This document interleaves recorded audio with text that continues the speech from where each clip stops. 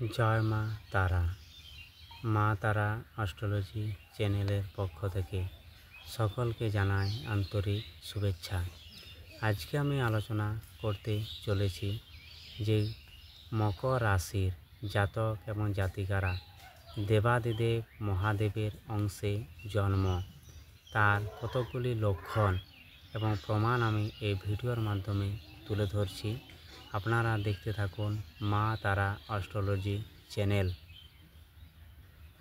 এবং এখানে আমি তন্ত্র মন্ত্র, বশীকরণ, পুজো পাঠ, আধ্যাত্মিক কথাবার্তা, বিবাহিত জীবনের সমস্যা, বিয়ে হয়েছে সন্তান সন্ততি হচ্ছে না, হয়তো সন্তান পড়াশোনায় অমনোযোগী, পড়াশোনা ভুলে যাচ্ছে, শত্রুরা ক্ষতি করছে, ভূত প্রেত বাস্তুদোষ তৈরি হচ্ছে, এই সকল প্রকার কাজ আমি করে থাকি।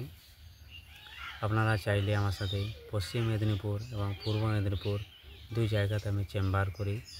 আপনারা আমার সাথে সরাসরি যোগাযোগ করতে পারেন স্ক্রিনে দেওয়া নাম্বারে ফোন করে। জয় মা তারা।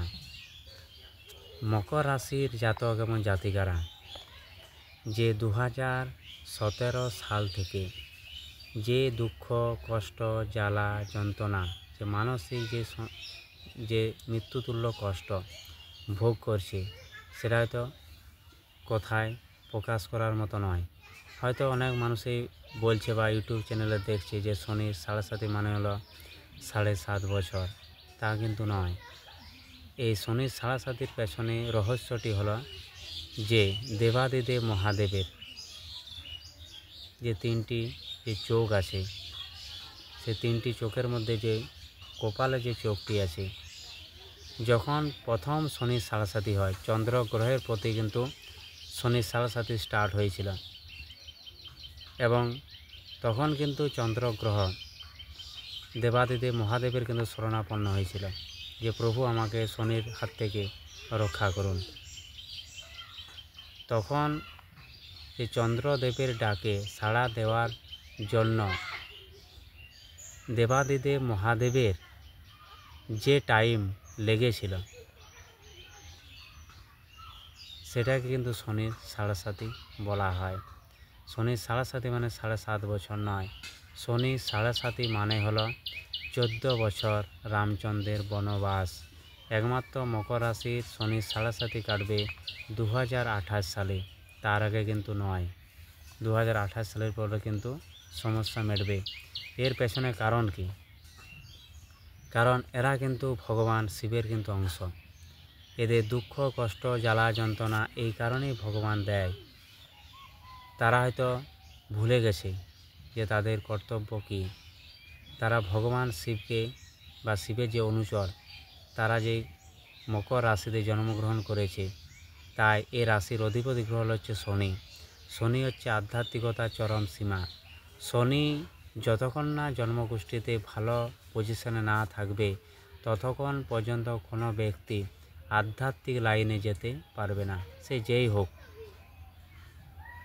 তাই শনি তাদেরকে কর্তব্যটাকে মনে করানোর জন্য মৃত্যু থেকে মৃত্যুতুল্য কষ্ট দিচ্ছে।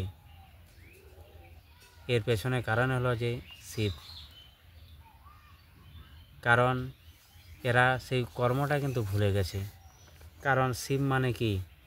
শিব মানে হলো একজন যোগী এবং এদেরও কিন্তু সেই যোগী ভাব ধারণ করা উচিত। তাই শিব হলো যোগী, তাই শিবের কিন্তু সংসারে চা পাওয়ার মতো কিন্তু কিছুই নেই। কিন্তু সমগ্র জগৎ সংসারের জন্য এরা শিব কিন্তু সর্বদা ধ্যানমগ্ন হয়ে থাকে।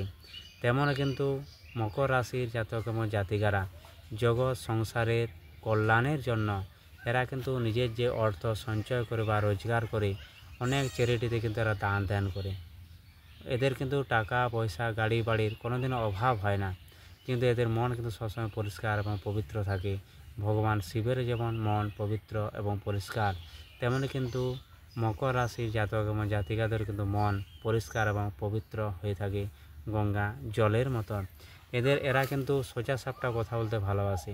এরা ঘুরিয়ে পিছিয়ে কথা বলা পছন্দ করে না। যা কিছু বলবে মুখের সামনেই বলে দেবে। এরা কিন্তু অন্যায় কখনো সহ্য করে না বা অন্যায় কিন্তু এরা কখনো করে না, এই দেবাদিদেব মহাদেবের কারণেই কিন্তু। তাই শিব হলো যে আরাধনা করে শিব জগৎ সংসারের জন্য, সেরকম কিন্তু মকর রাশিরও কিন্তু আরাধনা করে।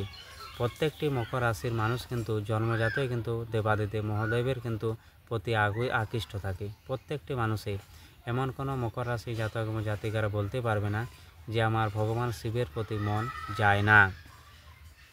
শিবের কিন্তু যে মুনি দেবতা বা বড় বড় যারা যোগী পুরুষ আছে, যেমন শিবকে ধরতে পারে না, সেরকম কিন্তু মকর রাশির মানুষদের কেউ মনের মধ্যে যে কী চলছে, কল্পনা কী চলছে, কী করতে চাইছে, কী করতে এরা এসছে, এদেরকে কিন্তু সেটা বোঝা খুবই মুশকিল হয়ে ওঠে। শিব যেখানে সব চিন্তা সেখানে, যখন শক্তি নেয় তখন কিন্তু শিব ফিরে আসে। ভালো সময় এবং খারাপ সময়ের মাধ্যমে মানুষের উপর যে শিবের যে আশীর্বাদ, সেটাই কিন্তু ভগবান শিব যে পাশে আছে বা ভগবান শিবের যে একটা আশীর্বাদ আছে মকর রাশি জাতক এবং জাতিকাদের প্রতি, তার কিন্তু প্রমাণ এই খারাপ সময়ের মাধ্যমে বোঝাতে চাইছে শিব।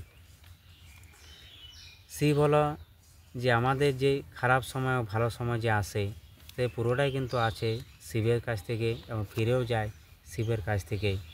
তিনি হলো সময়ের সাথে নিয়ম, তিনি হলেন অতীত, বর্তমান, সময় এবং ভবিষ্যৎ।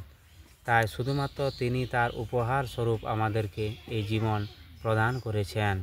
শিব হলো শক্তি, শিব হলো ভক্তি, শিব হলো শূন্য, শিব হলো ওমকার, শিব ছাড়া আর কিছু নেই। শিব হলো ব্রাহ্মণ, শিব হলো শ্মশান, শিব হলো মৃত্যু, শিব হলো সাধনা, শিব হলো গ্রহ, শিব হলো নক্ষত্র। তিনি ছাড়া কিছু নেই এবং তিনি ছাড়া কিছু থাকবে না। শিব মানে হলো অনুভূতি, শিব মানে হলো জীবন, শিব মানে হলো সব কিছু, এবং তার চেয়ে বড় পৃথিবীতে আর কিছু বা গুরুত্বপূর্ণ বিষয়বস্তু কিছু নেই, বিশেষ করে মকর রাশি জাতক এবং জাতিকাদের কাছে। তিনি পবিত্র এবং যা খালি হয়ে যায় না কখনো।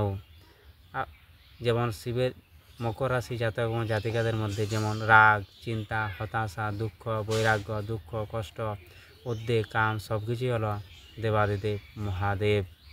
শিব সবচেয়ে শক্তিশালী দেবতা বলা হয় এই কারণে তার নাম মানে কিছুই নেই। তাই মকর রাশির জাতক এবং জাতিকাদের ক্ষমতা কিন্তু প্রচুর আছে।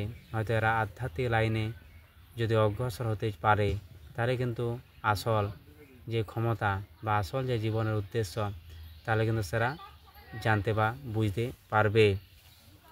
শিবকে স্বয়ম্ভু বলা হয় কারণ এর কোনো বাবা নেই এবং এর শরীরে কোনো রক্ত নেই, তার জন্য শিবকে স্বয়ম্ভু বলা হয়। শিব মানে হলো যে তার মধ্যে কি নেই বা কিছুই নেই। শিব মানে হলো অর্ধেক পুরুষ এবং অর্ধেক নারী। শিব মানে হলো এখানে শিব মানে হলো সর্বত্র এবং একই সময়ে সর্বত্র। শিব মানে হলো যা সব দেবতারও দেবতা, এবং শিব তাকে সাহায্য করেন যিনি নিজেই নিজেকে সাহায্য করেন। এই হলো আজকের আলোচনা। আপনাদের যদি ভালো লাগে অবশ্যই আমাকে জানাবেন। এই বলে এখানে আমি শেষ করছি। জয় মা তারা।